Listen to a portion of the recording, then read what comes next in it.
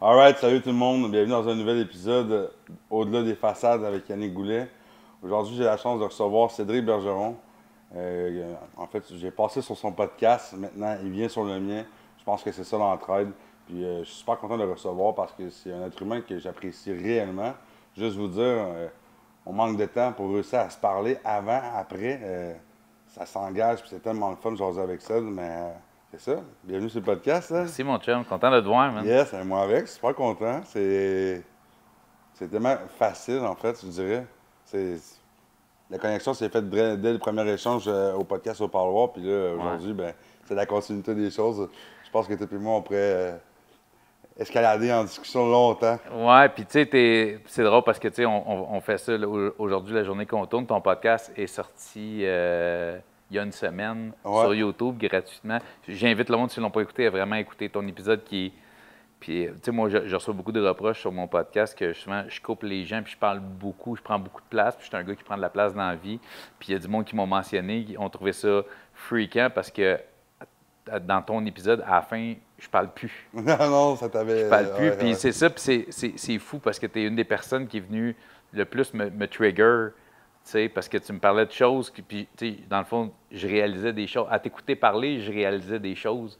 Fait que j'ai trouvé ça fucking intéressant, justement, parce que c'est ce que j'aime dans mon podcast. Tu sais, je suis un peu comme toi, tu sais, c'est pas planifié d'avance. On n'a pas une ligne directrice, tu sais, c'est une conversation. J'ai Exact. vraiment aimé l'angle que ton Ouais, podcast a pris. c'était vraiment, moi je le dis, c'est, je dirais, mon podcast favori.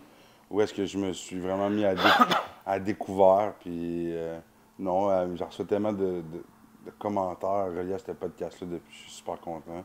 Encore un gros merci de m'avoir invité sur le Merci d'être podcast. venu, merci de Yes, ton temps. ça a été tu m'as écrit, j'ai dit oui, ça s'est fait. Bang. Ben, moi, j'ai vu comme deux. Tu sais, je faisais une couple de fois, je voyais des stories, je voyais des reels que tu faisais, puis la façon que tu étais posé, puis tu parlais de ton sujet, j'ai fait, ah, ça me prend ce gars-là.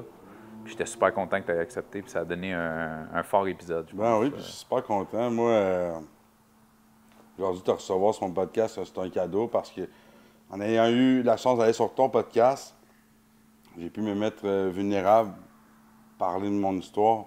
Puis, moi, j'avais envie d'en apprendre plus sur Cédric. Tu sais, pas Cédric Bergeron, pas le gars du parloir, pas l'humoriste, Cédric. Tu sais. Je pense que le nom du podcast est là pour ça. On va aller sous les masses du quotidien, ce qu'on voit réellement. Tu sais. Et moi, j'ai le goût d'en apprendre plus sur Cédric. Aujourd'hui, je vais avoir quelques petites questions pour toi. On se laisse aller là-dedans. Vas-y. Mais je vais te dire, aujourd'hui, on est rendu dans une vie sociale où est-ce que les gens s'identifient beaucoup à d'autres. Parce qu'il dit, ah, il m'influence beaucoup, ok, je veux être comme lui, je veux être comme lui.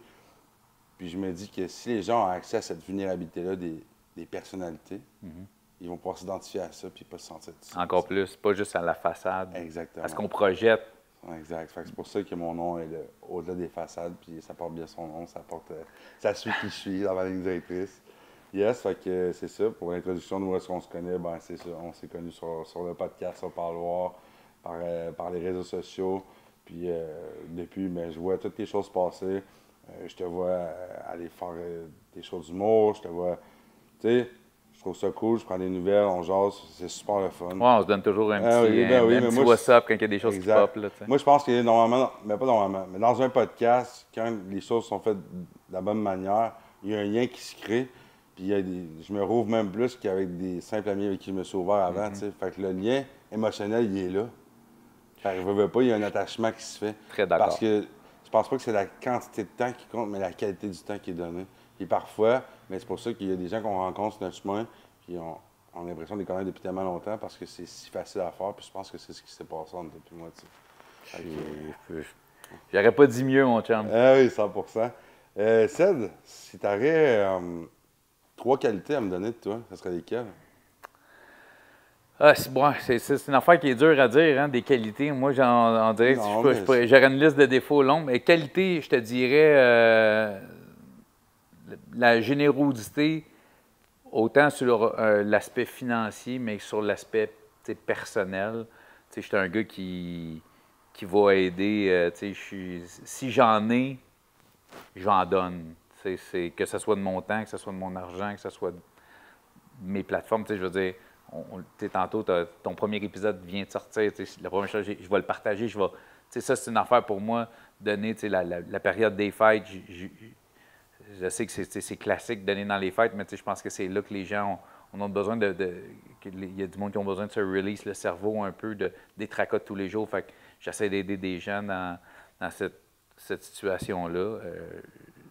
Une autre qualité que j'ai, ben, c'est travaillant, parce que, tu sais, je veux dire, je suis un gars à projet, ce qui peut des fois être un défaut aussi, parce que des fois, je me lance comme trop dans trop de projets, mais je suis un gars qui va être... Ben, tu te nourris au projet, puis c'est correct. Ça, Ouais, tu sais, on dit que, tu sais, pour moi, je le dis pour moi, tu sais, moi, le pire ennemi du dépendant, c'est l'ennui, tu sais. Fait qu'il faut que je reste occupé. Fait que je peux comprendre. Très bien. puis je pense qu'une de mes grosses qualités, c'est que si je me fixe un but, il n'y a rien qui va m'arrêter pour atteindre mon but, tu sais. En tout cas, il va falloir que ce soit quelque C'est chose quelqu'un qui est déterminé, si je peux me permettre. extrêmement... Mais est-ce que des fois, ça penche sur l'orgueil beaucoup? Euh, oui, mais je pense qu'il en faut. Puis, tu sais, moi, je vais être quelqu'un, tu sais, je suis une personne de défi dans la vie. Fait que si j'ai un projet, je vais en parler at large à tout le monde parce que c'est ma façon à moi de dire je peux pas échouer parce que j'en ai parlé. Puis je suis un gars qui est énormément orgueilleux, mais je ne vais pas faire quelque chose contre mon gré parce que j'en ai parlé. Tu sais, je veux dire, si je me lance dans un projet, mais finalement, c'est un projet qui ne m'allume pas, finalement, puis ça n'a pas l'impact ou autant sur moi que sur le reste des gens, bien, je vais tirer à la plug. Tu sais, je veux dire, je ne suis pas non Ça plus. t'amène-tu à avoir, excuse-moi si je le Non, fais couper, vas-y. mais ça t'amène-tu à avoir de l'anxiété de performance? Ah, mais ça, énormément. Énormément. Tu sais, je le vis au quotidien avec l'humour parce que, tu sais, puis je l'ai déjà dit ça, puis, mettons, je fais une soirée d'humour, on parle des soirées d'humour régulières, là, pas mon show à moi, mettons, là, tu sais, qu'on est 4-5 humoristes sur le line-up. Tu sais, je le dis toujours, si c'est pas moi le plus hot de la soirée, c'est pas grave. Il faut pas que ce soit moi qui se soit planté ce soir. Tu sais. Si c'est pas moi le plus drôle, c'est pas grave, mais c'est pas moi qui va être le moins drôle. Non, mais Je c'est peux bien pas être le correct. moins drôle de la Non, mais soirée. ça Tu fait sais. partie de ta personnalité, puis c'est bien correct. Je te dis pas ça pour ressortir du mauvais de Non, tes non, non, non. qualités. Je voulais juste voir l'autre côté de tout ça. Tu sais, comme moi, j'ai fait une compétition de fitness dans ma vie quand j'ai commencé à m'entraîner. Puis c'était un but que je m'étais fixé. Puis avec la shape que j'avais depuis le temps que je m'entraînais, j'allais pas gagner. C'était impossible. Je connaissais des gars qui étaient sur le line-up que moi. C'était impossible. Des gars qui sont rendus pro aujourd'hui. Mais en dedans de moi, mon but quand j'étais sur la scène, c'était oui, je le faisais pour moi, mais je voulais pas être dernier. Puis j'ai été avant-dernier. Le gars qui a fini dernier était plus gros que moi, mais moi, j'étais sec. Moi, c'est la chose la plus dure, c'est ça. Fait que j'avais la détermination de. Il y a des choses que je ne pouvais pas atteindre, c'est-à-dire une masse musculaire extraordinaire autant que j'avais. Ce que je pouvais atteindre, c'était un niveau d'être sec, d'être lean au maximum. Puis ça, c'est un but que j'ai atteint, puis j'ai pas été dernier Fait que avec quand tu as un objectif, tu y vas. Oui, malheureusement, des fois, j'y vais la tête baissée, je fonce sans trop me préoccuper des conséquences, par exemple. Fait que si j'aurais à te demander tes 3 plus grands défauts, ce serait lesquels? De foncer souvent trop tête baissée. Bien, pas tête baissée parce que j'y vais avec connaissance des aspects négatifs, mais je les assume, puis je vais y aller au fond. Fait que des fois, je suis un peu trop centré sur... Tu sais, autant que je dis que dans mes qualités, j'aide, mais des fois, je vais être trop centré sur moi-même, qui est à mettre des fois ma famille un peu de côté, tout ça. L'égoïsme, peut-être? L'égoïsme. OK. Exactement, l'égoïsme. Autant que je suis une personne qui va aider, mais que je suis égoïste. Tu sais, je vais aider quand je peux aider. Si je ne suis pas en mesure de t'aider, je vais penser à moi avant de penser à toi, par exemple. Ouais, je comprends. Ce qui est de l'égoïsme parce que je considère que je pourrais toujours aider pareil. C'est juste que peut-être que moi, mon seuil de limite je ne descendrai pas en bas de ça autant dans mon temps que financièrement, mettons, il est égoïste pour certaines personnes parce que ce que moi qui est mon barème de je ne descends pas en bas de ça est peut-être plus haut que pour certaines personnes. Tu sais. Et voyons, tu peux aider, tu peux en donner, tu en as assez. Non, moi, ma limite est là. Fait que si je suis en bas de cette limite-là, je ne peux pas aider. Quand je vais être au-dessus de cette limite-là, je vais aider. Parce que je vais penser à mon bien-être avant celui des autres. Tu sais. Mais écoute, des défauts, man, Non, mais peu importe la liste que tu peux avoir, les 3 primaires à ta connaissance, ont le plus d'impact. Là, tu m'as parlé d'égoïsme. Ensuite, il y aurait-tu... Le je m'en foutisme souvent. OK. Autant que je suis une personne, c'est important pour moi l'image que je projette, mais en même temps, ce que tu penses de moi, je m'en. C'est fou un peu parce que l'image que je projette pour moi est super importante, mais en même temps, quelqu'un qui va me dire, moi, je t'aime pas. Encore, est-ce que toi, tu m'aimes pas? Si tout le monde ne m'aime pas, là, ça ne marchera pas. Là, je serais pas. Tu comprends? Ben oui, Il y a un peu ce côté-là où des fois, je ne vais pas bien agir parce que moi, c'est de même que j'agis. Si tu n'es pas content, c'est ton problème, c'est pas le mien. Non, je comprends. Ça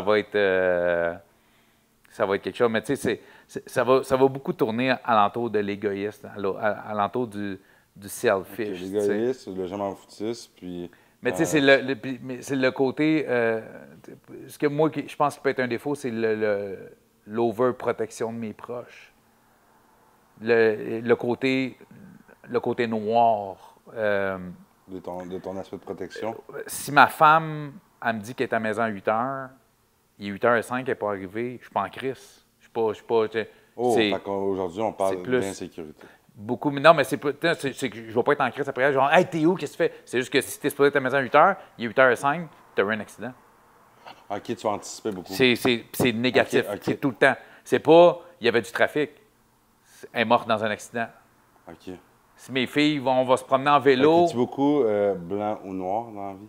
C'est gris, ça n'existe pas. OK, moi, je comprends. Gris, ça n'existe pas. C'est correct. Non, mais on vient de ce qu'on vient, puis t'es qui que t'es, puis moi, mon but, c'est pas de tirer bébête qui est dans tout, c'est juste d'être capable de savoir, tu te connais-tu? Si oui, ben regarde, tu le sais très bien, t'en parles. Je me connais, puis le problème... On est bon pour nourrir le loup noir, hein? Ah, c'est bon. Mais le loup blanc, là, on le met de côté, mais c'est lui qui amène toute la douceur qu'on a besoin, mais on nourrit le loup noir, puis il nous fait, des fois, ça fait tellement d'emprise sur nous, tu sais. Vous savez le nombre de fois que je regrette des gestes et des paroles 30 secondes après les avoir dit, mais je ne vais pas les réparer. Je ne sais pas comment je vais dire. Je vais faire « Hey, je suis allé trop loin ». Mais je le garde pour moi que je suis allé trop loin. Je ne vais pas aller dire à la personne avec qui je suis allé trop loin, je suis allé trop loin. Je travaille là-dessus. Non, mais j'arrive. Mes enfants sont les premières à qui je suis capable maintenant de dire « Hey, je suis allé trop loin. Je me suis fâché trop fort. Ça ne valait pas ça. Je suis désolé, les filles. » Je suis capable de faire ça avec mes filles, tu sais. Mais je vais avoir beaucoup de difficultés, tu sais. Je suis allé trop loin avec quelqu'un parce qu'il y a une situation X qui est arrivée. Ça s'est envenimé trop vite. J'ai explosé. Après ça, je vais partir, je fais « Hey, si moi, c'est allé bien trop loin. » Mais je vais le laisser de même. C'est allé trop loin. Je ne vais pas dire à personne « Hey, ce qui s'est passé entre toi et moi tantôt, là, on va se dire c'est allé trop loin. M'excuse, chum. » J'ai encore de la misère à aller là. Tu travailles là-dessus. Je travaille. Déjà, être conscient de ses défauts. C'est le plus gros pas que tu fais, c'est le cadre de s'introspecter puis de se connaître, tu sais. Puis t'en es là, tu sais. Puis je te remercie de m'en parler parce que tu ne serais pas obligé de me nommer, tu sais. Non, moi, je m'en fous, mais je pense pas que tu me nommes. On rentre dans une autre question un peu plus difficile pour certaines personnes, mais qui je trouve ça important d'en parler. Si tu avais à me nommer tes plus grandes blessures que tu as vécues, que ce soit enfance, l'abandon, la séparation, la perte d'un être cher, si tu avais des choses à me parler, ça, c'est... Tu sais, moi, on me demande souvent de faire mon podcast parce que les gens veulent connaître mon histoire. Puis, ce dont je vais te parler est probablement une des raisons principales pour laquelle je ne veux pas faire mon propre podcast. C'est pour parler de mon enfance parce que je ne veux pas blesser des gens qui m'ont beaucoup donné, qui m'ont beaucoup aimé. Mais tu sais, moi, j'ai été élevé, mon historique parental de mes parents biologiques se sont connus genre à 14 ans, mariés à 18, m'ont eu à 20, divorcés à 21. Aujourd'hui, je suis en contact avec ma mère. On se parle beaucoup plus qu'on s'est déjà parlé dans notre vie, mais je n'ai jamais habité avec ma mère, jamais vécu avec ma mère. C'est mon père qui a toujours eu ma garde. Ma mère avait un côté maternel pas développé. Je suis un accident. Elle ne voulait pas d'enfant. C'était assumé quand elle était jeune. Fait que j'ai grandi avec mon père, qui n'est pas une mauvaise chose non plus. Il a rencontré une autre femme rapidement qui avait déjà 2 enfants. Fait que moi, déjà, à l'âge d'1 an, je suis passé d'un enfant tout seul à j'ai un frère de 2 ans et une sœur de 5 ans. Mais je me retrouve dans une famille reconstituée avec un père qui a 20 ans, qui a 3 enfants à sa charge, une femme, 3 enfants à sa charge, donc des adultes immatures qui n'ont pas vécu d'enfance, parce que là, on parle, lui, est avec une femme qui a 22, 23, là, quelques années plus vieille, puis elle tombe enceinte à 18 ans. Puis ça, ben, on en a eu les contre-coups plus tard, parce qu'ils ont voulu plus, ils ont trippé, on était jeunes. Fait que, moi, les parties, la consommation dans ma maison, je l'ai connu jeune, je l'ai vécu jeune. La consommation, a pris jusqu'à encore récemment beaucoup d'ampleur dans ma famille. Certains membres de ma famille en sont encore avec ces problèmes-là. Fait que, tu sais, ça a été, puis il y a eu beaucoup, tu sais, quand je parle d'immaturité, c'est que, tu sais, j'entendais des choses qu'un enfant ne doit pas entendre de ses parents. D'entendre parler, mais mettons, j'entends parler de ma mère biologique.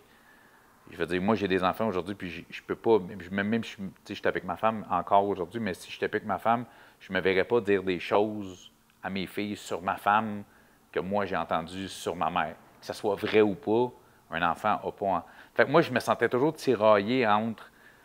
tu sais, fait que j'ai toujours trouvé ça dur. Puis, tu sais, mes parents ont tellement struggle longtemps. Tu sais, je veux dire, moi, puis... Tu sais, je leur en veux pas parce que je comprends aussi. Tu sais, moi, j'ai eu mes enfants quand même en début de trentaine. Tu sais. Fait que, mais moi j'écoute des films collés avec mes filles. Mes filles sont collées sur moi. Puis c'est pas moi qui les prends de force. Là, ils viennent se coller, écouter des films. Puis c'est comme, des fois, en plein milieu du film, ils se regardent les deux. Puis j'ai des jumelles, tu sais, ils se regardent. Puis on change de place parce que là, elle était collée sur maman, elle avait été collée sur papa. Tu sais. Fait que, moi, c'est pas un souvenir que j'ai. Des films, on écoutait chez nous. Là. Mais écouter un film collé sur mon père, j'ai pas ce souvenir-là. Est-ce que ça me manque? Probablement, tu sais. Mais tu sais, mes parents, ils travaillaient, ils struggle, les amis étaient présents, tout ça. Fait qu'il y a ce côté-là qui j'ai l'impression que j'ai beaucoup manqué dans mon enfance de cette affection-là. Tu sais, oui, mais tu sais, à 12-13 ans, on avait des parties où je buvais de la bière, mais je trouvais ça cool. 14-15, alentour de la table, à se passer le spliff en famille, je trouvais ça cool. Mais des fois, je me dis, ouais, je trouvais ça cool à 14-15, mais je pense que il y a des choses que j'aurais préféré vivre que ça. Tu sais, puis, tu sais, je veux dire, c'est pas une flèche envers mes parents. Comme je te dis, je suis conscient. Si j'avais été dans leur situation à l'âge qu'ils avaient, j'aurais probablement pas fait mieux, tu sais. Mais ça fait qu'aujourd'hui, il y a des lacunes, il y a des choses. Tu sais, moi, j'ai eu des grosses conversations plus tard en tant qu'adulte avec mes parents, tu sais. Il y a un mot, moi, que j'ai énormément de difficultés à entendre, c'est me faire traiter de con. Moi, j'étais un TDAH. Moi, tu m'envoies au dépanneur, chercher un chip et une liqueur, big, je te reviens avec du jus d'orange puis des crottes de fromage, tu comprends? T'sais, sauf que j'étais un lunatique, je suis épais, je ne suis pas intelligent. C'est des mots que j'ai entendus. Le mot con, je l'ai entendu. C'était pas méchant. C'était une autre époque. J'ai grandi dans les années 80. Je sais que c'était pas de la méchanceté, mais moi, c'est un mot qui est resté ancré en moi. T'sais. Puis quand j'ai sorti ça, mes parents, adultes, ça les a choqués. Mais je comprends que ça te choque parce que tu n'étais pas conscient de... Mais tu sais, aujourd'hui, c'est ça, c'est des trucs que tu réalises quand tu es plus vieux, quand des fois tu fais de l'introspection sur toi-même, tu fais comme... On parle ici de carence affective. Ouais, puis en même temps, tu sais, je veux dire, moi, mais, tu sais, puis écoute, on parle de budget ça n'a aucun rapport, le budget que moi j'ai, des activités que je peux faire avec mes enfants, que ce que mes parents avaient comme budget et d'activité. Tu sais, je veux dire, moi, je mange au restaurant 2-3 fois par semaine, peut-être des fois avec mes filles, là, surtout quand on est en vacances. Puis des fois, je disais à mes filles, je disais, hey, moi, à Belle Pro, manger des hot dogs, c'était spécial. Là. Ben oui. Tu comprends? Puis, tu sais, j'ai des souvenirs de certaines soirées. On s'est payé une bouffe au resto pour, tu sais, c'était immense, c'était quelque chose. Puis ces souvenirs-là, puis sont en moi, sont ancrés, puis sont précieux, tu sais. Puis des fois, je me dis, moi, peut-être que j'en donne trop à mes filles parce que ces souvenirs-là, c'est futile, tu sais. Mais de l'autre côté, ils ont plein de choses que j'ai pas eues au niveau familial, tu sais. Je veux dire, moi, je borde mes enfants tous les soirs, je suis dans la chambre de mes enfants. Ma maman me disait souvent ça, c'est vrai, qu'elle essayait de me donner ce qu'elle n'avait pas eu, tu sais. Puis c'est correct. Je peux m'identifier un peu à ton rôle paternel que tu as avec tes enfants. Tu viens d'où est-ce que tu viens, puis souvent, on entend que, bon, l'enfant reproduit ce que le père a fait, mais on entend aussi que l'enfant veut faire différent que ce que le père a fait, tu sais. Puis Alors, honnêtement, connaissant mes grands-parents des deux côtés, Chris, que j'ai eu plus que ce que mes parents ont eu, par tes exemple. grands-parents biologiques, Non, je te dis, au niveau paternel, puis au niveau maternel, mais de la famille reconstituée. Tu sais, connaissant, qui est vraiment la famille qui m'a élevé, mais connaissant justement leurs parents, eux autres, tu sais, je veux dire, ils m'ont donné plus que ce qu'ils ont reçu. Tu sais, fait que, comme tu dis, tu sais, ça va d'échelle en échelle, tu sais, je veux dire, mais tu sais, moi, je retrouve des comportements de mon père en moi quand 100%. il arrive des choses avec mes filles. Tu sais, les conversations sont beaucoup plus dures. Le ton monte vite, moi, mais je lean back vite. Parce que mon père, tu sais, mon père, des excuses, j'en ai eu de mon père parce que y a des coches qui ont été pétées trop vite. Puis je vois ces patterns-là avec moi aussi des fois. Fait que, tu sais, je ne suis pas parfait, puis mes parents ne l'étaient pas, puis mes filles ne le seront probablement pas comme parents non plus, tu sais. Mais ça, pour moi, je regrette pas mon enfance, mais de l'autre côté, il y a certaines choses que j'aurais aimé avoir un peu plus de soutien puis de support, tu sais, ou le niveau de la scolarité chez nous. Nous autres, on a tous décroché jeunes. Puis en même temps, c'est normal qu'on ait décroché jeunes. Moi, puis encore là, comme je te dis, c'est pas une flèche puis que j'envoie à mes parents, mais tu sais, Non, mais il c'est... ne faut pas que tu te sentes mal. Non, c'est ça, mais tu sais, je veux dire, puis en même temps, tu sais, je veux dire, les jobs qu'il y avait, travailler de soir, de jour pour essayer d'arriver. T'es jeune, t'as 18, 19 ans, t'as pas de scolarité, t'as 3 enfants puis une femme à nourrir. Ben oui, mais ils ont fait du mieux qu'ils pouvaient avec ce qu'il y avait, tu sais. Effectivement. Moi, j'ai pas souvenir d'arriver de la maison, puis, tu sais, disons, les devoirs, les leçons, c'était laissé à nous-mêmes. Fait que t'as un enfant TDAH, oublie ça, faire mes devoirs, mes leçons. Fait que j'ai pas ce souvenir-là, moi, d'être assis à table puis de faire des devoirs, des leçons en arrivant de l'école avec mes parents, tu sais. Moi, je me fais un devoir de ça, puis je suis pas bon pour faire ça parce que j'ai pas une grosse scolarité. Fait que mes filles, mais j'ai les moyens d'engager une tutrice qui vient aider mes filles à faire leurs devoirs une fois par semaine. Fait que j'essaie de donner, comme tu dis, ce que j'ai pas eu parce que, tu sais, je veux dire, je mène aujourd'hui une vie que je regrette pas. Est-ce que j'aurais été à l'école plus longtemps? Peut-être pas, mais peut-être que oui, mais peut-être que j'aurais aimé avoir cette option-là. Ce qui était pour moi, finir mon secondaire, c'était pas une option. Je veux dire, je suis décroché de l'école, j'avais 16 ans, mais j'avais l'équivalence d'un secondaire 1 à 16 ans. Qu'à un moment donné, j'ai fait, je suis ici pour rien, je vais aller faire de l'argent, là, je n'aurai pas mon 5, c'est impossible. J'ai 16 ans, j'ai une équivalence de secondaire 1 et demi. Fait que je décollais ce rendu là, puis c'est là que ma vie a commencé. T'sais. Plus tard, je suis retourné quand j'étais adulte. Par principe personnel, j'ai voulu aller faire ça. T'sais. Fait que c'est ces lacunes-là qui m'ont manqué pour construire peut-être un adulte moins anxieux, moins stressé, moins contrôlant. Là, il faut que je contrôle tous les aspects de ma vie parce que je me dis, le peu d'outils que j'ai, il faut que je les utilise puis il faut que je les abuse de mes outils, parce qu'ils sont pas énormes, ils sont pas solides. T'sais. C'est ce que moi, je pense de moi. Là, je me considère pas comme quelqu'un de pas intelligent parce que je suis arrivé à faire des choses dans la vie. Avec le peu de scolarité que j'ai, je suis arrivé à faire des choses quand même vraiment intéressantes. Mais tu sais, je veux dire, les bancs d'école, c'est pas fait pour tout le monde non plus. Là, encore aujourd'hui, être assis et écouter quelqu'un, c'est ma mort. Ça me fait penser, Ced, les valeurs qu'on nous éduque, les valeurs qu'on a, parfois, sont deux choses différentes. Il faut comprendre qu'on vient d'un milieu où est-ce qu'on nous a montré qu'est-ce qui était le mieux selon eux.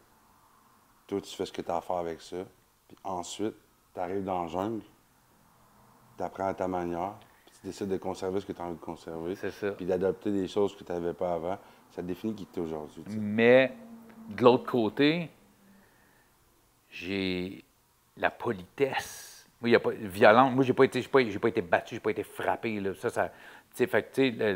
Mon père, que je te dis, protecteur, tout ça, mon père, c'était il y avait des règles chez nous, puis il est rentré à telle heure, c'était à telle heure, parce que sinon, je vais aller te chercher. Puis, fait qu'il y avait pas, non, je traînais pas dans la rue quand, la politesse, mon père, c'est pas quelqu'un de violent, puis c'est pas quelqu'un qui a touché au milieu criminel, mais je sais que puis encore aujourd'hui, dans la soixantaine, si mon père voit un gars frapper une femme, il va s'interposer puis il va intervenir. Fait que, la protection, c'est un bon humain. Fait que j'ai ce côté-là de mon père. Je suis un bon humain. Faire du mal, j'en ai fait du mal dans ma vie pour des raisons X qui venaient avec le style de vie que j'avais décidé d'avoir à cette époque-là. Mais je suis pas... J'ai été élevé par une bonne personne avec des bonnes valeurs qui fait aujourd'hui que je suis une bonne personne et j'ai des bonnes valeurs. Fait que oui, il y a eu des lacunes, mais il y a probablement des choses que j'aurais pu avoir, que je préfère ne pas avoir pour avoir été élevé par cette personne-là qui avait ces valeurs-là.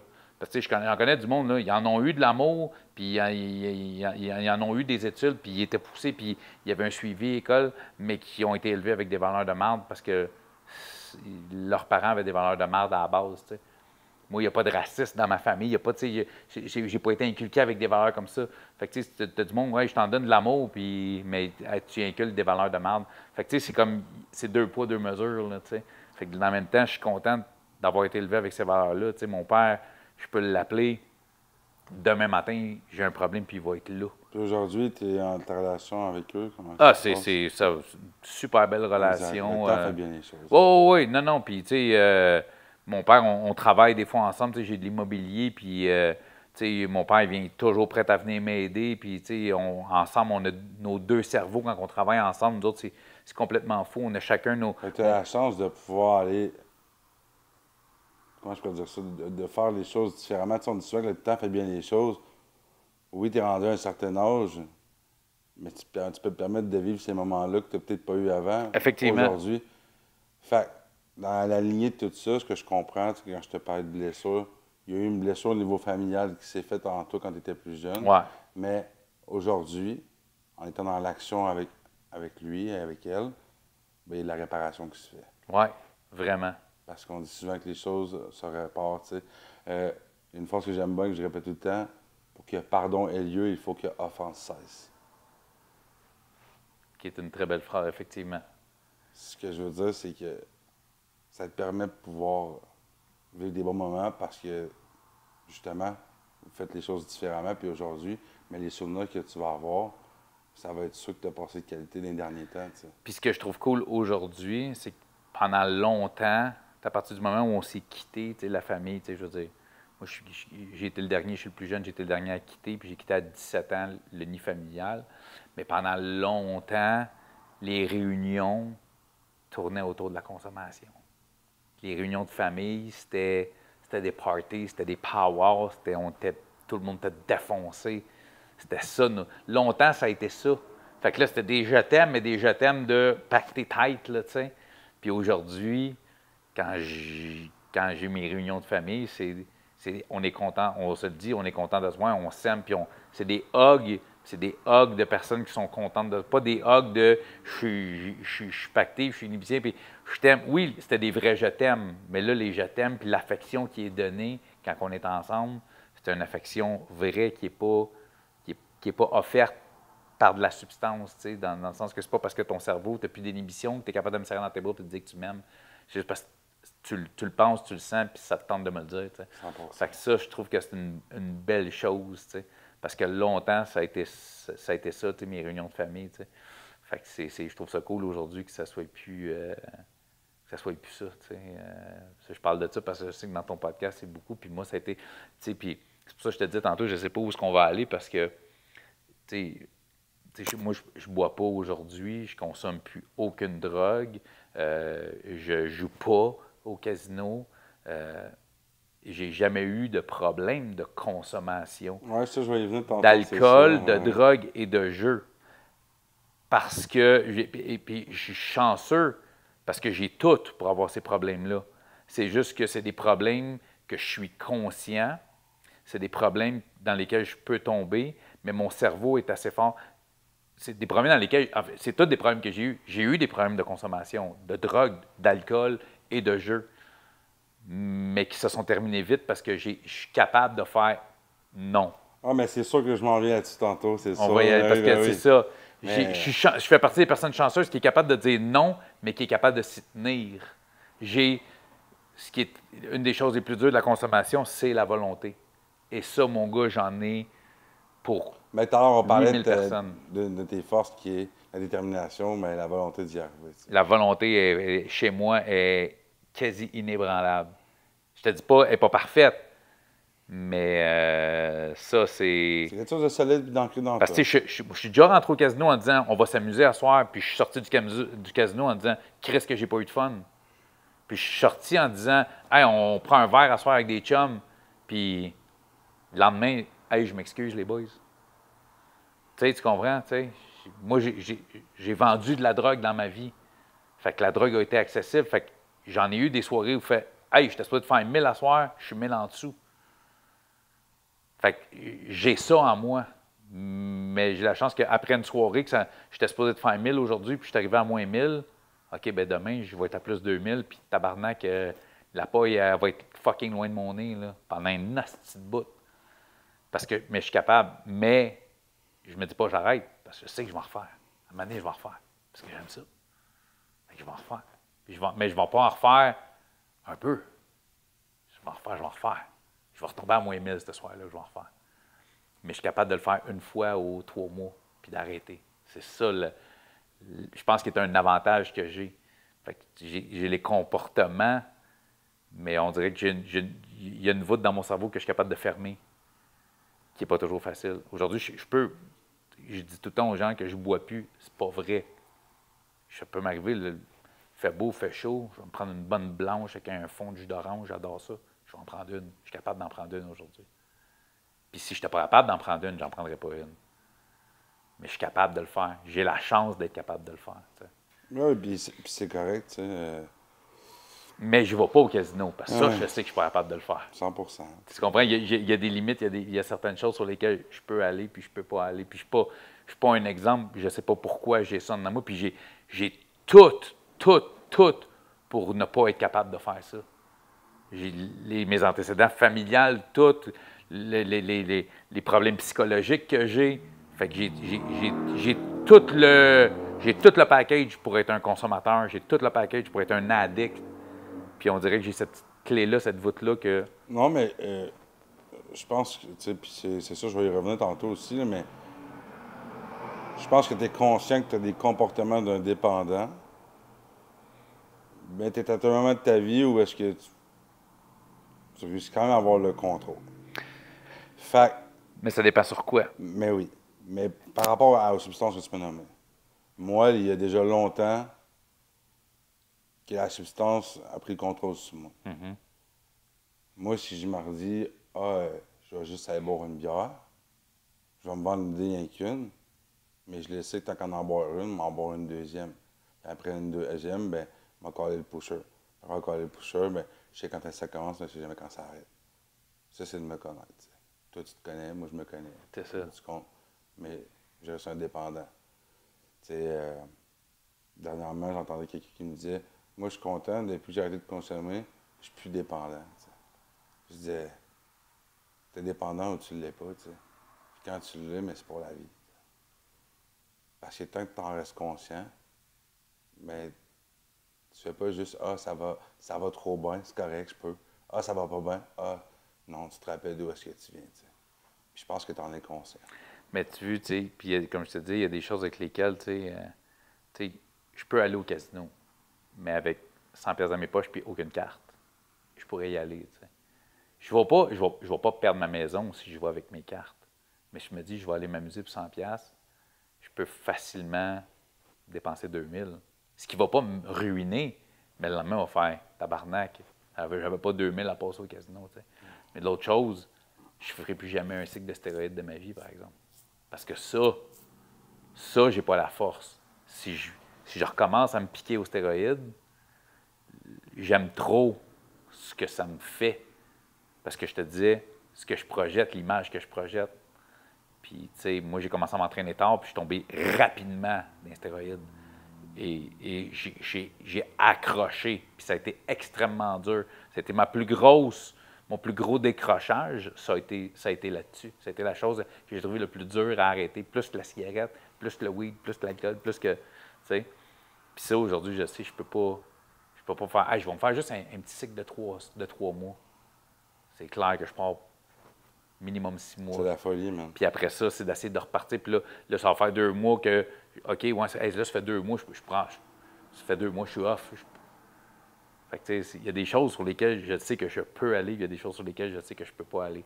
Fait que, tu sais, c'est comme, je connais mes forces, je connais mes faiblesses, tu sais, parce qu'on dirait qu'il y a quelque chose qui ne va pas m'affecter au niveau mental, parce que mes problèmes de santé mentale que j'ai, avec lesquels je deal au quotidien, la façon que je les gère sans médicaments, c'est en ayant le contrôle. Ce que les substances m'enlèvent, ce que les stéroïdes ne m'enlèvent pas, parce que j'ai toute ma tête cognitif. Je ne deviens pas une bonne personne, parce que je deviens 2 fois plus agressif. Tu sais. Je suis une personne déjà prône en vie, fait que, sauf que ça n'affecte pas mon thinking, ça n'enlève pas le fait que j'ai le contrôle de ma vie, par exemple.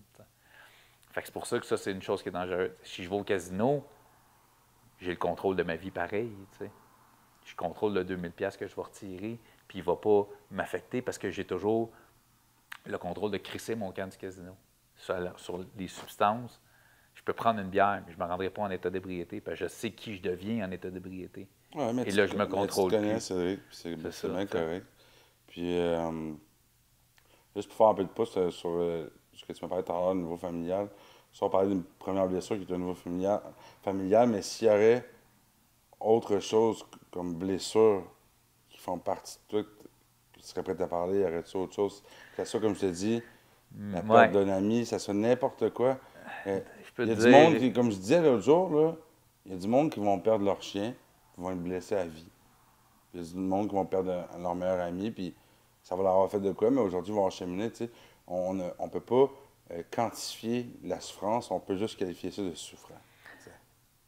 une de mes plus grandes blessures, en fait, mes Excuse-moi. 2 grandes blessures, ça va être relié à des personnes âgées.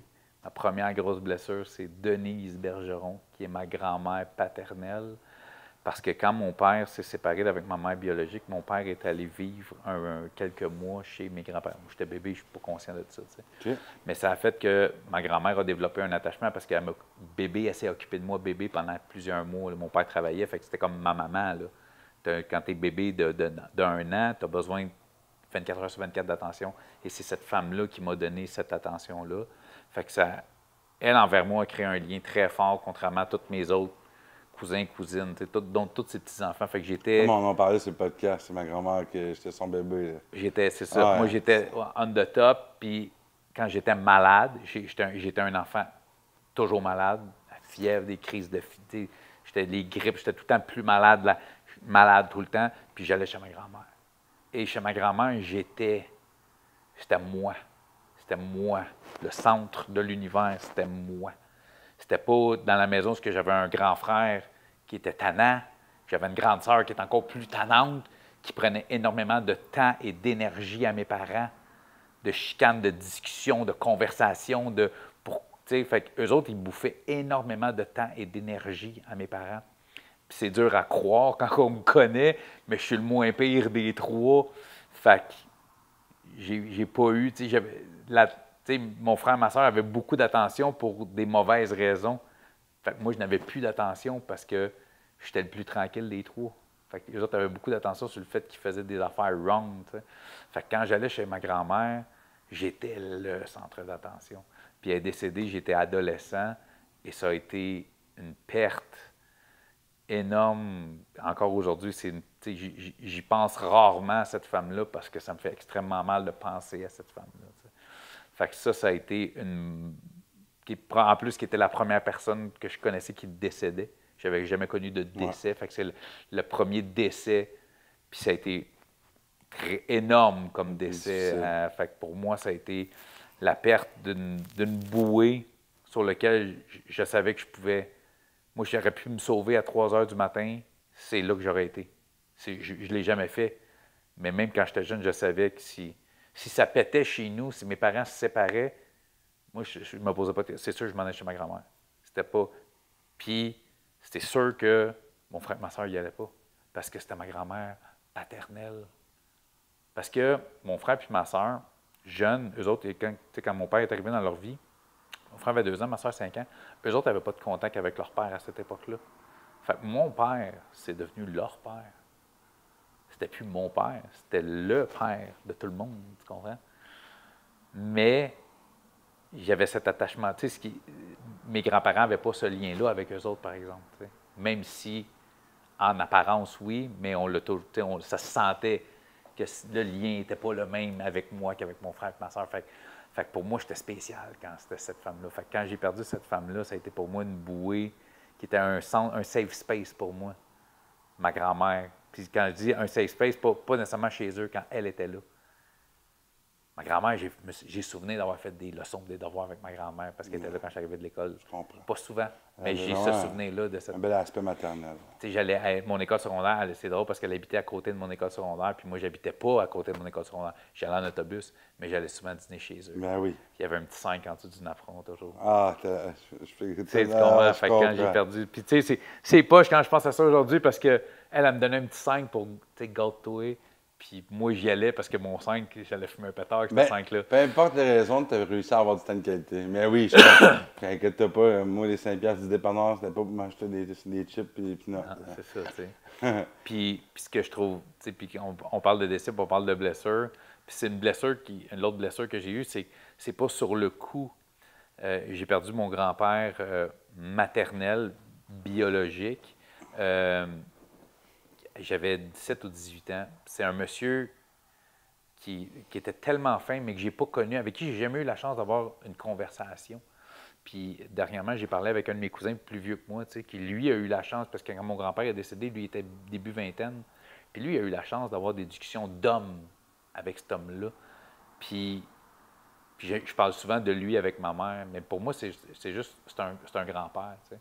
Mais en vieillissant, quand j'apprends sur ce monsieur-là, pour moi, c'est tellement une perte de ne pas avoir eu des conversations d'hommes avec ce monsieur-là, qui était un monsieur.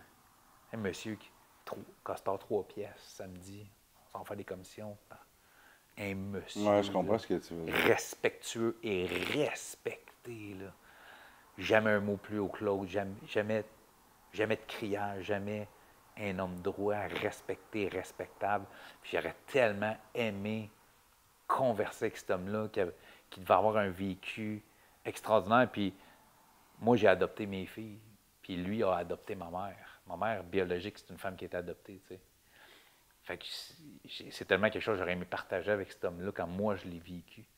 T'sais, fait que ça, c'est une perte, mais que j'ai pas réalisé. Ça n'a pas été un coup à cet âge-là, t'sais.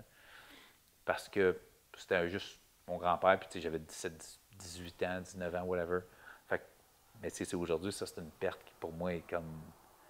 T'sais, des fois, tu as du monde dans le monde, tu dis « Hey, j'aurais tellement aimé jaser avec cet homme-là. » Des fois, on dit, tu sais, mettons, c'est drôle parce qu'il y a une affiche de Tupac, puis tout le monde dit « Hey, c'est un gars avec qui j'aurais aimé avoir une conversation dans ma vie, Tupac. » Mais m'a dit, j'aurais préféré avoir, à l'âge adulte, je préférais avoir une conversation avec mon grand-père adulte qu'avec Tupac, qui est un artiste pour qui j'ai énormément de respect, mettons. Là, oui, 100%. Ça, c'est une énorme blessure que j'ai. Il y a une chose que je comprends beaucoup, puis je suis sûr que tu en es conscient, mais le fait d'en parler, tes blessures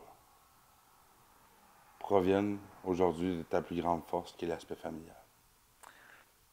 Probablement. Ben oui. Parce que moi, je me suis construit un noyau. Ben, je le sens. Tu sais, on parle de la perte de tes grands-parents. On parle de certaines carences affectives. Des choses que tu aurais aimé vivre différemment. Tu sais.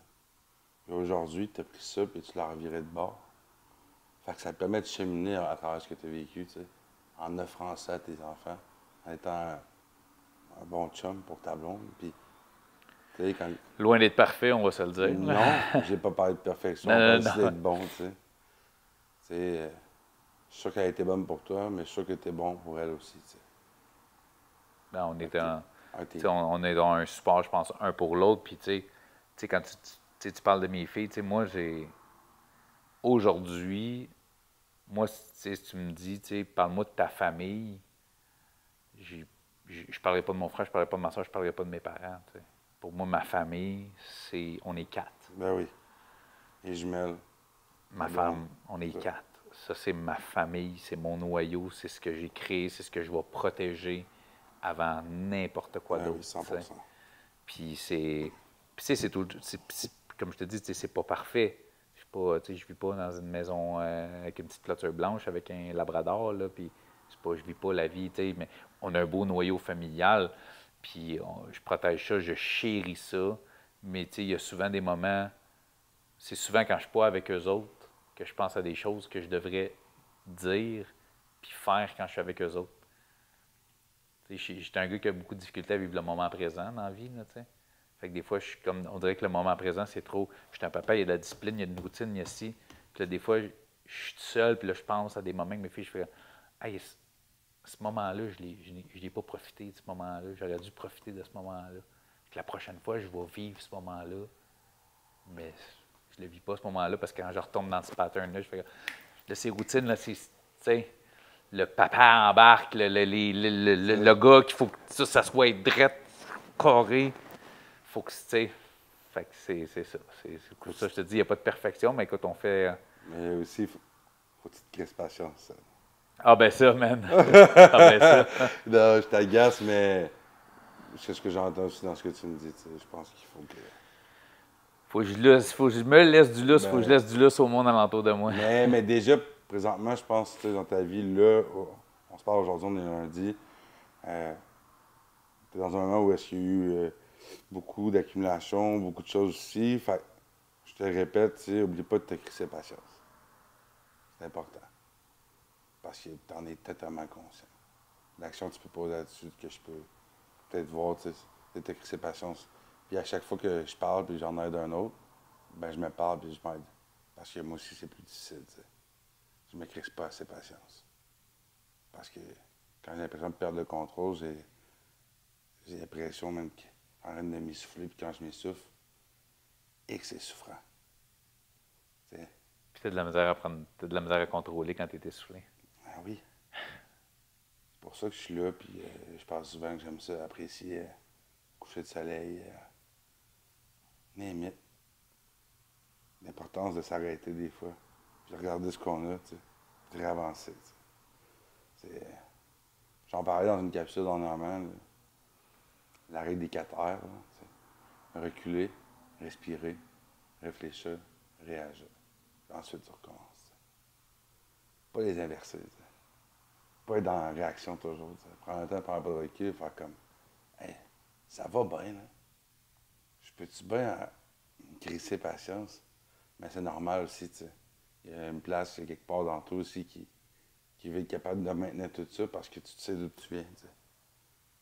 Fait c'est l'équilibre, mais je suis pas là pour te dire quoi faire. On parle Non. ensemble. T'sais. Mais tu sais, t'es une personne, puis c'est fou parce que tu sais, étant donné que ton épisode est sorti il y a une semaine, j'ai parlé beaucoup de toi à des gens proches de moi, tu sais, qu'on parle, puis on parle du podcast, puis tout ça, puis tu sais, ce qui me fait capoter quand tu parles, c'est, tu sais, je te dis, j'aurais aimé ça avoir une conversation avec mon grand-père en tant qu'homme, puis tu sais, t'es genre de personne-là, avec ce que tu as vécu, tu sais, puis t'es jeune, t'es fucking jeune, puis j'ai l'impression de parler tout le temps, quand je te parle, de parler avec quelqu'un de 50 quelques années. J'ai l'impression de parler à un, pas une personne du troisième âge, mais à quelqu'un qui a un vécu beaucoup plus que. Oui, tu as un vécu, mais tu sais, ce que tu comprends, je veux dire, On me dit souvent que je suis un vieil homme. une vieille âme, c'est ça, tu sais, puis sont le fun, ces conversations-là, puis tu sais, ce qui est le fun de tout, c'est que tu n'es jamais dans le jugement, puis tu sais, quand tu dis des choses, tu sais, c'est ça qui m'avait frappé dans mon podcast, c'est que c'est ça, ça venait me choquer des fois des choses que tu me dis que tu sais puis depuis ton passage à mon podcast, tu sais, j'ai réalisé beaucoup de choses puis j'essaie de changer beaucoup de choses dans ma vie. J'ai dit dernièrement, tu sais, j'ai tiré des plugs sur certains projets parce que là, à un moment donné, j'étais en train de tu me dis crisse-toi un peu, ben c'est un peu ça que j'ai fait un. T'es dans ce process là. Parce que là, à un moment donné, j'étais en train de m'étourdir. Tu sais, il y a plusieurs façons de s'étourdir. Tu peux t'étourdir avec des substances, puis tu peux t'étourdir avec plein d'autres choses, tu sais. Puis tes projets, puis du travail. Tu sais, workaholic, c'est pas pour rien que le terme workaholic existe. Ça gèle, ça, man. Ça gèle solide. Ça gèle, ça. Ça gèle solide. Puis quand tu te crises patience, là, t'es déstabilisé. C'est le T'es cas en ce moment. déstabilisé. Puis je dis souvent que pour moi, mais je parle en jeu, mais tu peux te l'approprier si tu veux. Mais ce qui est plus déstabilisant pour un dépendant, c'est la stabilité. C'est incohérent. On a juste envie de crisser à hache dans la stabilité. Ben oui, c'est difficile. Je travaille 40 heures semaine, je fais ce que j'ai à faire, puis il faut tout le temps un peu plus. Mais plus le temps avance, plus j'accepte que je suis fait comme je suis. Puis j'ai retiré la substance de ma vie. Mais je reste un gars avec les comportements de dépendant. De dépendant. Fait que j'ai pas le choix d'aller chercher dans des choses qui me stimulent, mais l'équilibre, tu sais. Je parlais avec une personne qui serait très intéressante que tu reçoives, qui est Étienne Boulay. Je parlais avec Étienne. Ouais, c'est, by the way, c'est un de mes plus grands rêves de pouvoir avoir une discussion avec lui. Je te mettrai en contact. J'apprécie 100%. On a eu une conversation. C'est pas une personne que je connais, je blague pas, c'est pas une personne que je connais. Ça a donné qu'on s'est croisés backstage d'un show, puis on a échangé, on a échangé nos numéros de téléphone. Puis, tu sais, je discutais avec lui parce que c'est une personne que j'aimerais aussi recevoir sur mon podcast.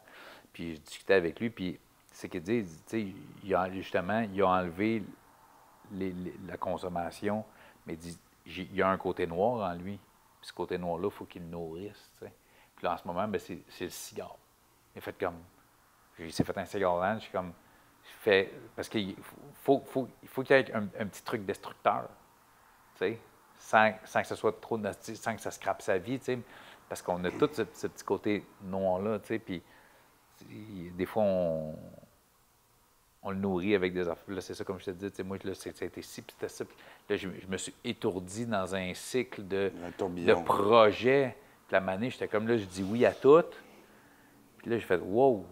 Puis là, c'est pour ça, tu sais, dernièrement, là, dans les 2 dernières semaines, là, j'ai des journées à moi. Des journées à moi. C'est déstabilisant, ça. J'avais ça quand j'étais jeune. Ah, mais... Là, ça fait des années que j'en ai plus. Ah oui, 100%. Là, j'en ai. Là. Demain, là, j'ai une journée en moi. Demain, je connais ma journée. Jusqu'à de mon lever à 5 heures PM, là, ce temps-là est à moi. Il n'y a rien. C'est fou. Demain, puis là, j'ai rien, mais attends, j'ai rien. Non, OK, là, je vais faire ça demain. J'ai aucune obligation demain et je me mets des obligations à côté. On est là à faire, hein? C'est ridicule. On est là à faire. Puis, je trouve ça cool. Puis... Mais ça amène des bonnes choses, ça amène des podcasts, ça amène des shows d'humour, ça amène. Ah oui, il y a plein de choses. Ça amène des rencontres. Ah oui, 100%. Fait que, c'est ça. Je comprends un peu le noyau de tes blessures. J'en apprends plus sur Cédric, c'est ce que j'aime. Moi, ma prochaine question, c'était justement, y avait-tu eu des problèmes de consommation, alcool, drogue, jeu? J'en ai tellement plus. Le reste, je laisse les gens s'ouvrir là-dessus, mais je pourrais aller dans la sexualité, dans l'affectif, dans la nourriture, dans plein de choses.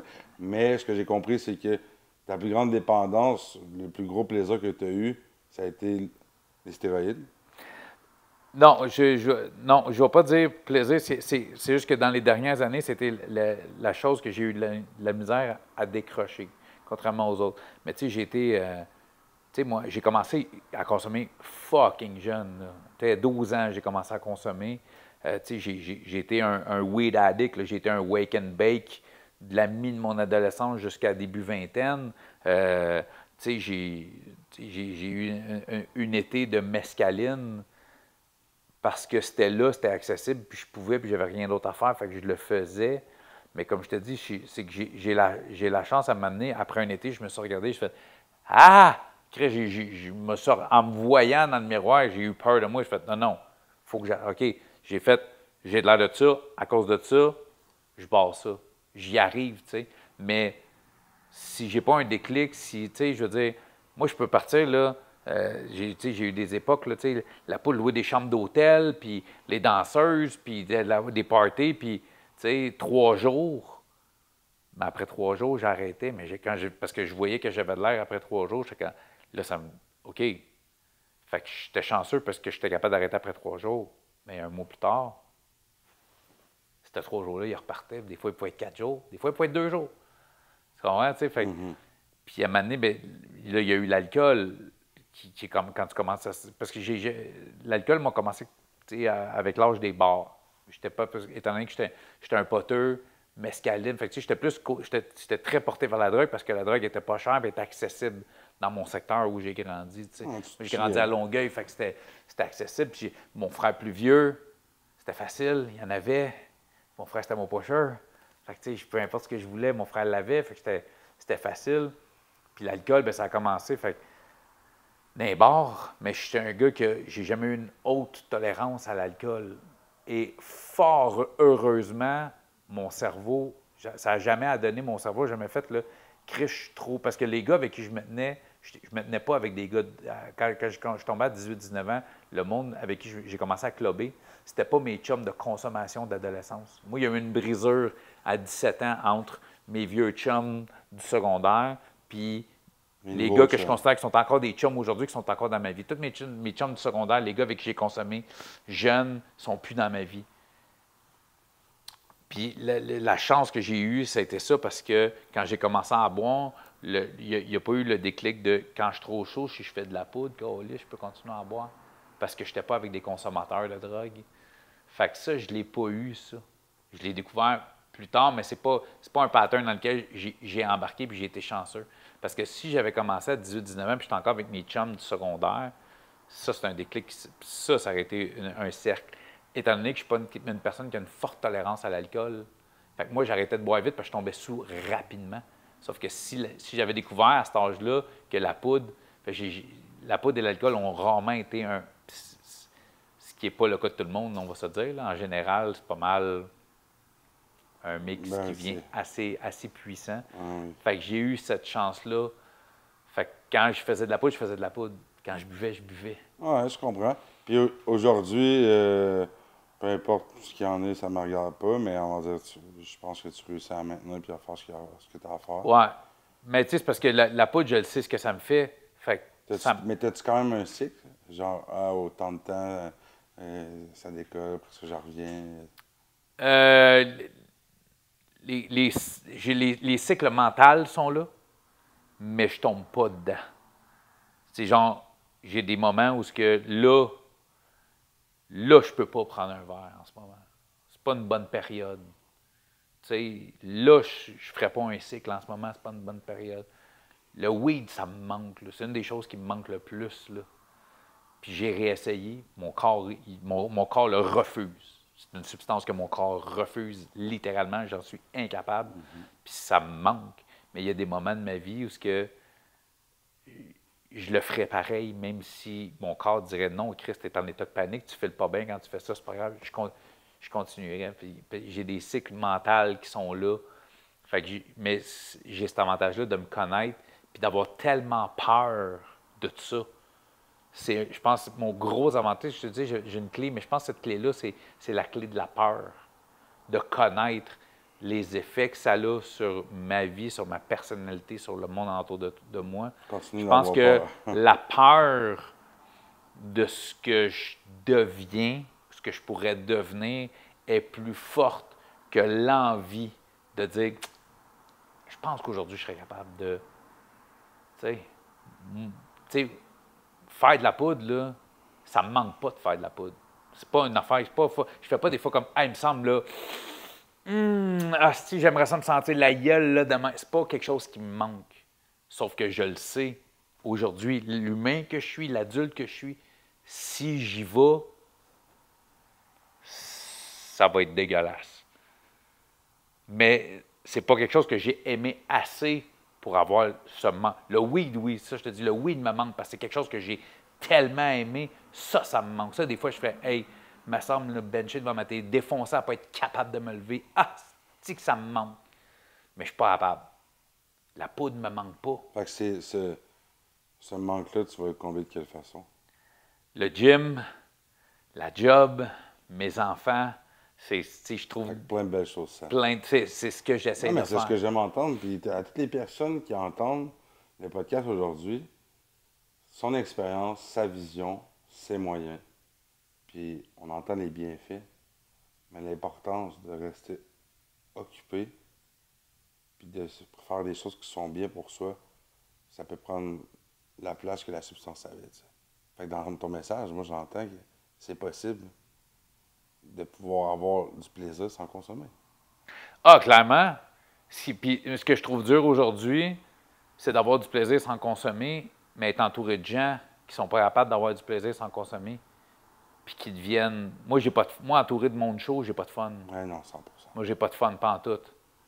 Parce que quand je suis chaud avec du monde chaud, parce que je deviens aussi épais qu'eux autres. Fait que les conneries qu'ils font, je les trouve drôles, puis j'ai envie de les faire moi avec. Ah, moi, j'étais arrivé l'autre soir, et les gars prenaient un verre, puis tout ça, je jasais avec, puis tout ça, mais après 2-3 heures, ça faisait 4 fois qu'ils me disaient qu'ils m'aimaient, puis ils me parlaient jamais quand je travaillais avec d'habitude. J'ai dit, OK, c'est assez, tu sais. C'est ça. Non, mais, Mais tu vois, moi, ce qui me. Tu sais, aujourd'hui, tu sais, je parle beaucoup de mon noyau familial, puis ma femme, puis. Tu sais, je touche du bois, ça va bien avec mon épouse. Ça fait 18 ans qu'on est ensemble. félicitations, man. Mais si pour une raison X, moi, ça pète avec ma femme, mon gars, je vais devenir le gars le plus stressé au monde parce que si moi, je suis tout seul, une semaine sur deux, j'ai pas mes enfants, j'ai pas d'obligation envers mes enfants, j'ai pas d'obligation envers ma Ouais, mais femme. c'est ça, ce que tu as présentement, te maintient. Je comprends. Puis si, tu sais, je te le dis, là, tu sais, souvent, je fais souvent, je joke avec ma femme, tu sais, je dis, hey, si on se sépare, là, hey, une semaine sur deux, mon temps m'appartient à 100 Tu sais, je niaise en disant, hey, ça te ferait-tu du bien? Une semaine sur deux, là, je dois rien à personne. Mais oublie ça, là. Moi, si tu me laisses une semaine sur deux, mon temps m'appartient. On parlait de sexe tantôt, tu sais, t'as effleuré ça. Tout, écoute, tout va devenir, mais une semaine sur deux. Je me connais, je sais que la semaine j'aurai mes enfants, je serai A1. C'est drôle, hein? Je sais Mais pas la si semaine. vous entendez comme moi, Cédric, mais il retombe dans son anticipation qu'il parlait tantôt. Ah, mais hein? c'est clair. Non, non, mais je le sais. Je sais que je suis une semaine sur deux, je ne dois plus de temps à personne. Parce que ce qui me fait peur, tu sais, quand je te disais la clé de la peur, parce que si je me mets à consommer, je serais pas. Si je suis chez nous, je suis défoncé, puis qu'il y a une de mes filles qui se blesse, je ne peux pas l'amener à l'hôpital, parce que je ne peux pas prendre mon char. Tu comprends? Fait que c'est niaiseux, mais moi, c'est une chose, parce que je vois le négatif. Parce que s'il y a une de mes filles. Mais t'es conscient, Parce qu'une de mes filles va se. Ouais, mais tu sais, je suis tout le temps dans le fait qu'il y a une de mes filles qui peut se blesser, ce qui est crissement pas un bon minding. Non, non, mais t'es conscient de qu'est-ce que ça peut arriver. T'es conscient de qu'est-ce que... Sauf que ça me ferait peur d'être laissé à moi-même une semaine sur deux. Je pense pas que j'aurais la force que j'ai parce qu'il y a des gens qui sont à côté sur moi. Si une semaine sur deux, j'aurais personne qui est à côté sur moi, qui compte sur moi, ou que j'ai besoin de justifier des dépenses, des allées, des venues, je pense pas que je pourrais avoir la conversation que j'ai avec toi.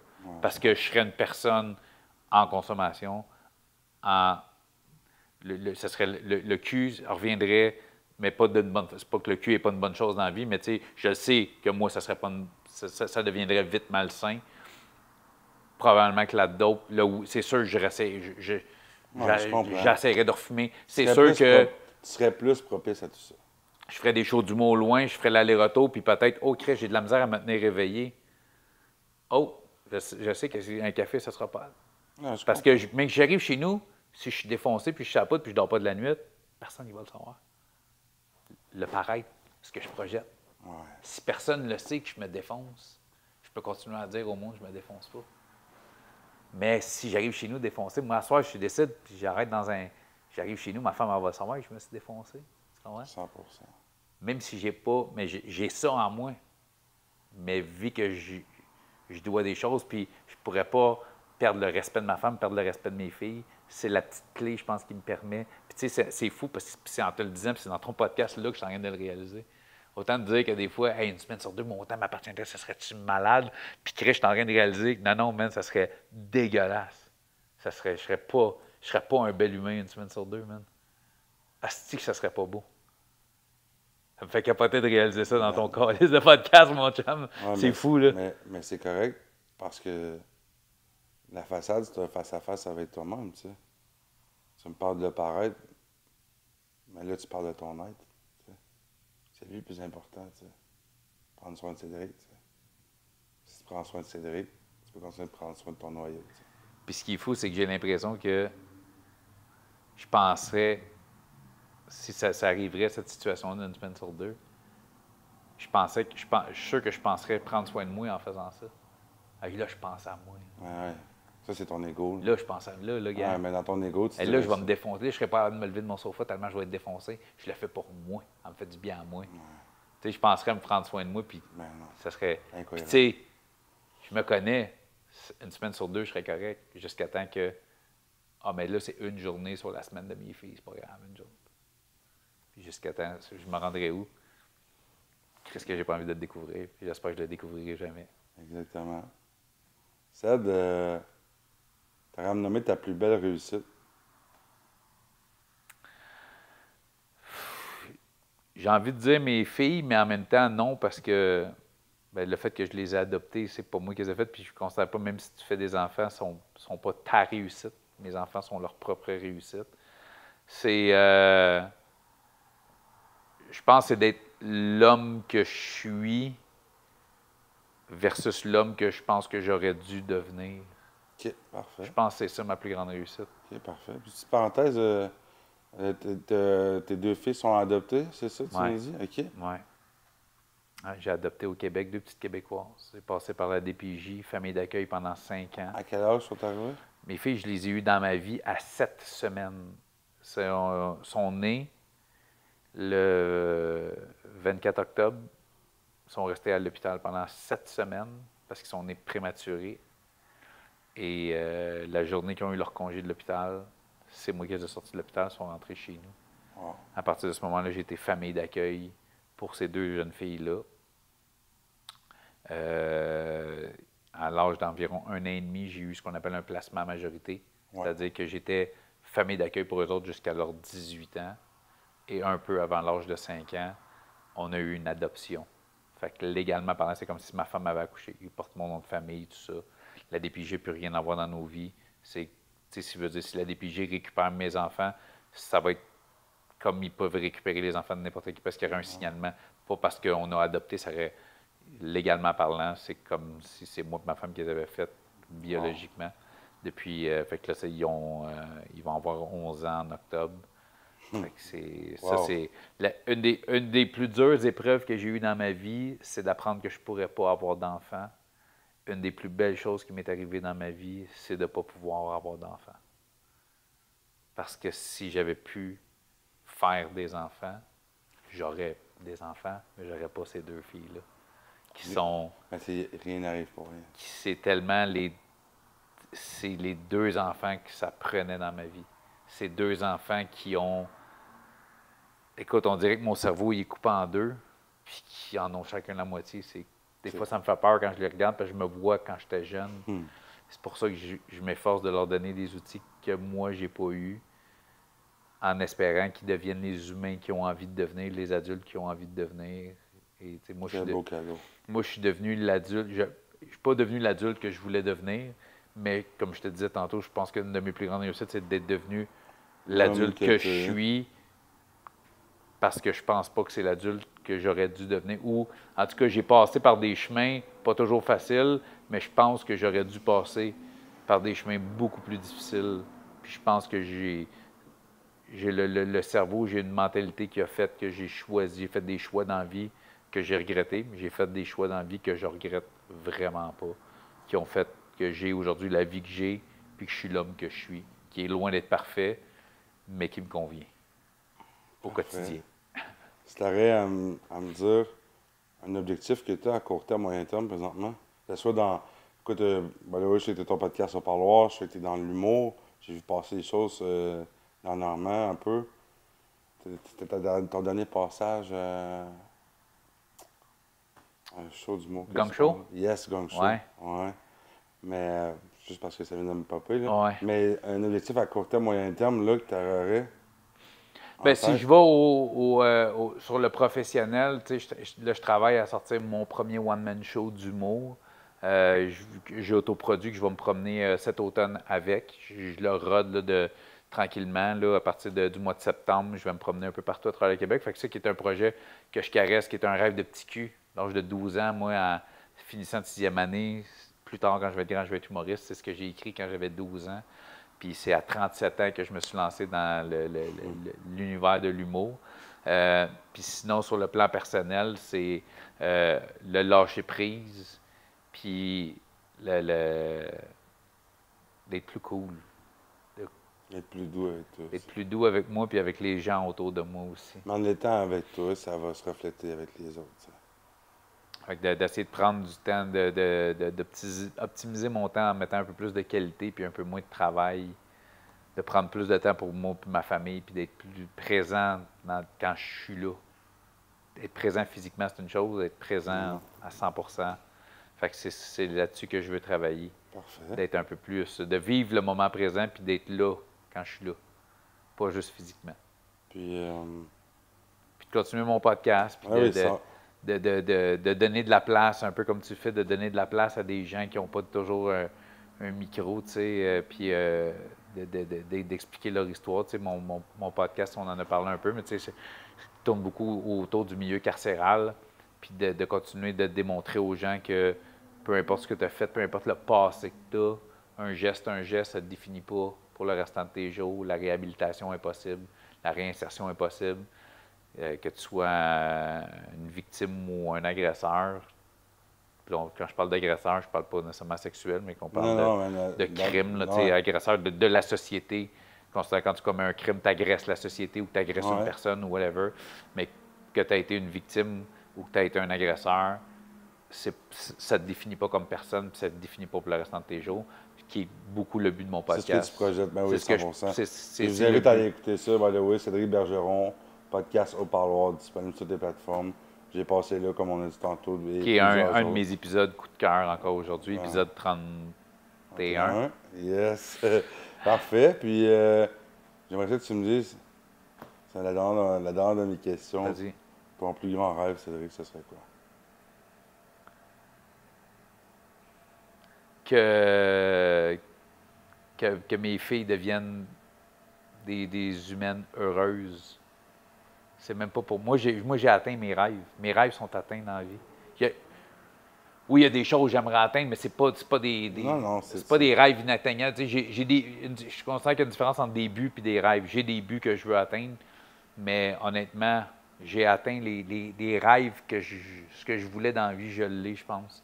Les rêves que je voulais. Puis je souhaite juste que mes filles, je rêve d'avoir une belle famille quand je vais être vieux avec mes petits-enfants, des femmes heureuses en couple heureux avec un gars, avec une fille, je m'en calisse. Qu'il y ait des enfants ou qu'il n'y en ait pas, c'est pas grave, mais moi, je suis un gars qui n'aime pas les fêtes dans la vie parce que ça implique trop de famille. Mais mon rêve, c'est d'avoir une belle tablée à Noël chez nous, dans ma maison, avec mes enfants puis les gens qu'eux autres aiment à ma table. C'est ça mon rêve. Je pense que j'aimerais vivre des choses puis faire vivre des choses à mes filles que j'aurais aimé vivre plus jeune. Je pense que c'est vraiment ça. 100%, c'est parfait, ça. J'espère que tu as apprécié. Moi, j'ai adoré. Vraiment, man, des conversations que j'avais, tu sais, c'est la deuxième grosse conversation qu'on a ensemble, qui était qui était un peu de l'autre bord, mais t'as des beaux mots, puis j'ai jamais dit autant de choses, je pense, personnelles dans un podcast, puis en effet du podcast, là. Fait que j'aime toujours nos rencontres. Je sais que c'est pas la dernière. Ben non. On va être amenés à se recroiser et à retravailler ensemble. 100%. Ça, j'en suis sûr et certain. Puis, je suis super content. Puis merci de t'avoir permis ça. C'est ça que je veux te dire. Parce que oui, tu l'as fait pour venir, mais tu t'es permis de parler de toi. Ça, c'est un cadeau que tu me fais. C'est un cadeau que tu fais aux gens qui vont nous écouter. Pour nous dire que peu importe d'où est-ce que tu viens, ce que tu fais, mais c'est possible d'être quelqu'un de bon. Je pense que tu en as fait énormément ça aujourd'hui. Puis, on essaye en tout cas. J'ai envie de dire, continue d'essayer jusqu'à temps que ça marche. Un gros merci à tous. Puis n'hésitez pas. Aimez, partagez, abonnez-vous. J'ai besoin de votre support pour en aider plus. Je dis souvent, si le message peut aider une personne sur 10 000, moi, ma job est faite. Un gros merci, puis bonne fin de journée, guys.